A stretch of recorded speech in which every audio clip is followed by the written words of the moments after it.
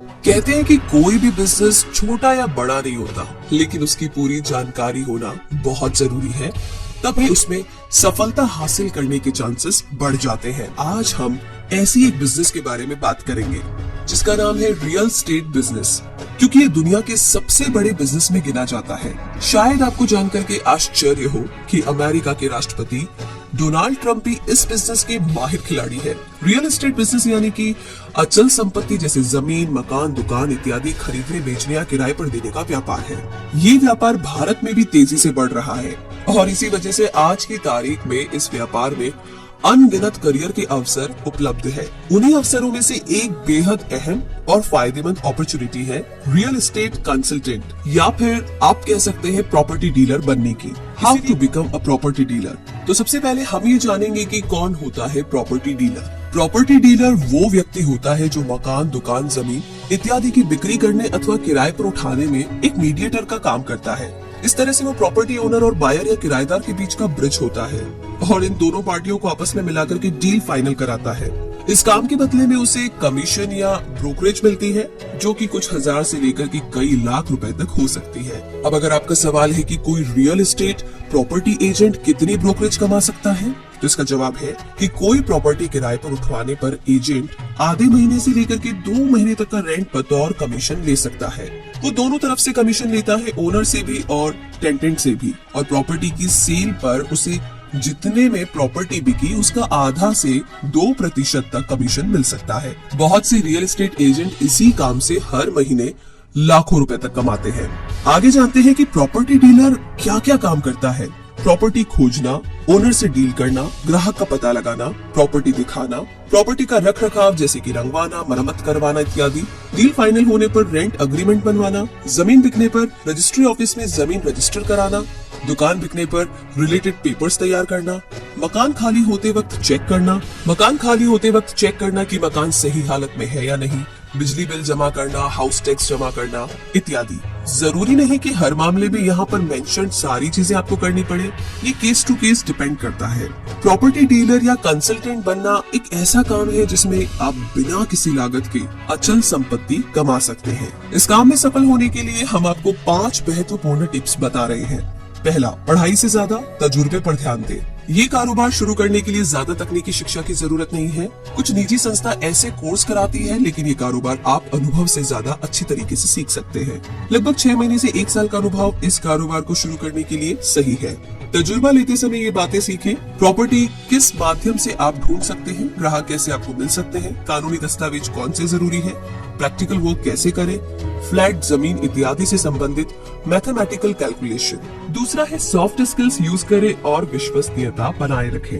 Property dealer के इस काम में आपको मकान मालिक या लैंड ओनर के साथ साथ अपने ग्राहकों से भी रोजाना डील करना होगा। ऐसे में आपकी कम्युनिकेशन स्किल्स अच्छी होनी चाहिए। आपको न सिर्फ कंसर्न पार्टी से पोलाइटली बात करना आना चाहिए, बल्कि आपको हर एक एक्टिविटी में ट्रस्ट फैक्टर को सबसे अधिक महत्व देना चाहिए।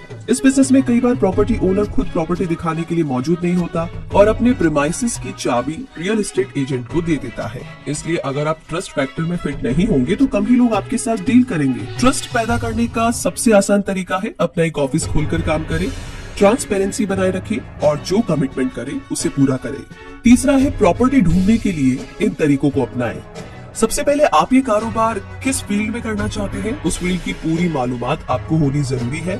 हाथ में एक मोबाइल और घूमने के लिए दुपहिया है तो एकदम बढ़िया। सबसे पहले पूरे फील्ड में घूम करके कौन सी प्रॉपर्टी किराए से और बेचने के लिए है, इसकी एक लिस्ट बनानी होगी।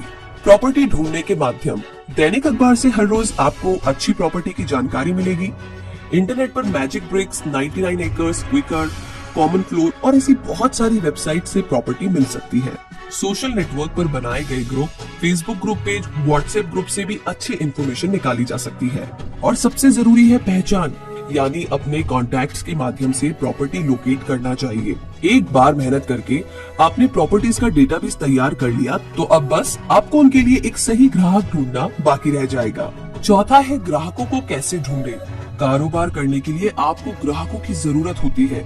ये ग्राहक आपको इन माध्यमों से मिल सकते हैं। ऑफिस खोलकर, ऑफिस सही जगह पर होना जरूरी है जहां से ग्राहक आपसे आसानी से संपर्क कर सके। अखबार में छोटे छोटे विज्ञापन देकर, internet Magic Bricks, 99 acres, Quikr, Common Floor कुछ ऐसी वेबसाइट है जो रियल एस्टेट के विज्ञापन करती है। इन वेबसाइट के पैकेज लेकर के विज्ञापन के जरिए भी आपको ग्राहक मिल सकते हैं। आप खुद की वेबसाइट बना करके उसे गूगल, फेसबुक आदि पे प्रमोट करके भी आप ग्राहक बन सकते हैं। और रियल एस्टेट के लिए जस्ट डायल भी ग्राहक से संपर्क करने का एक अच्छा माध्यम है। तो एक बार अगर किसी ग्राहक से कांटेक्ट हो जाए तो पूरी कोशिश करिए कि आप उसे उसके मन लायक प्रॉपर्टी दिखा दें। एक्चुअली इस फील्ड में कंपटीशन बहुत है और अगर आप थोड़े से भी ढीले पड़े तो आपका बिजनेस किसी और के पास चला जाएगा। 5वें नंबर पर है काम कैसे करें और मुनाफा कैसे कमाएं। प्रॉपर्टी आमतौर पर 4 श्रेणियों में होती है। पहला, रेजिडेंशियल यानी कि apartment, flat, bungalow, row house, मकान जिसमें लोग रहते हैं। दूसरा, कमर्शियल, बिजनेस के लिए दुकान, शोरूम इत्यादि। तीसरा, इंडस्ट्रियल, फैक्ट्री या मैन्युफैक्चरिंग यूनिट सेटअप करने के लिए जगह। और चौथा, जमीन। बतौर कंसल्टेंट आप इन प्रॉपर्टीज को या तो किराए पर उठवाते हैं या फिर इनकी सेल कराते हैं। अगर बात करें किराए की तो इसमें रेंटल के आधार पर डील करवा के आपको ब्रोकरेज मिल सकता है। इसके लिए आपको सबसे पहले ग्राहक को अवेलेबल प्रॉपर्टीज दिखानी पड़ती है। चूंकि वर्किंग डेज में लोग बिजी होते हैं इसलिए संडे या छुट्टी के दिन ज्यादातर लोग प्रॉपर्टी देखना पसंद करते हैं। एज एन एजेंट आपको किसी भी समय क्लाइंट को एंटरटेन करने के लिए तैयार रहना चाहिए। एक बार स्टेब्लिश हो जाने के बाद आप कुछ एम्प्लॉइज हायर करके उनसे भी ये काम करवा सकते हैं। बहुत बार मालिक और ग्राहक की कीमत आपस में मिलती नहीं है और इसी वजह से ज्यादातर डील मटेरियलाइज नहीं हो पाती है। मालिक और ग्राहक को किसी एक कीमत के लिए राजी करना आपका काम है।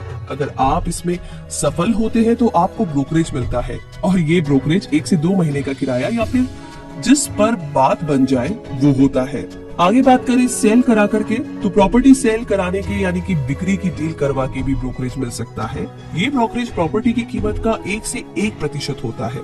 फॉर एग्जाम्पल, अगर आप 25 लाख रुपए का फ्लैट सेल कराते हैं तो आपको 2% के हिसाब से 50,000 ब्रोकरेज मिलेगा। लेकिन दोस्तों ये इतना आसान काम नहीं है। कोई भी डील इतनी आसानी से फाइनल नहीं होती। अक्सर कीमत को लेकर के पार्टीज अग्री नहीं होती है। कभी कभी लोन पास न होने पर भी दिक्कत आ जाती है। लेकिन अगर सारी बाधाओं को पार करके डील पक्की हो जाती है तो आपकी चांदी ही चांदी।